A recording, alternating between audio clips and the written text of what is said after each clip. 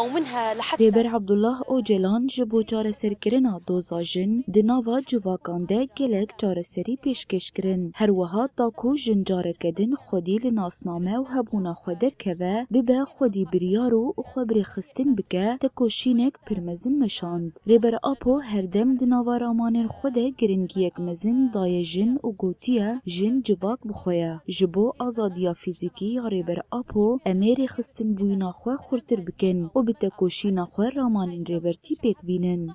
أهداف هاي كلياتها رح تتحقق وراح توصل للمجتمع. اليوم استطاعت المرأة أن تلعب دورها. جنان برامان آزادیه ین ربر آپو کاری بوجارک دن لسر لنگ خواه بسکنه و ده همو قادین جواکی ده رولک سرک بلیزه.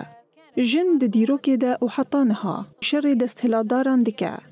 ده جن هین زیده تر به ارکین خواهین ده نوا جواکی ده رابه و به فلسفه یاری برتی او آشتیه پیک بینه. جبرگو جن أوى يجو جواكم بريفة دبا المهيمن والمستعمر والمعنف الذي دائما يختصر فقط على المرأة.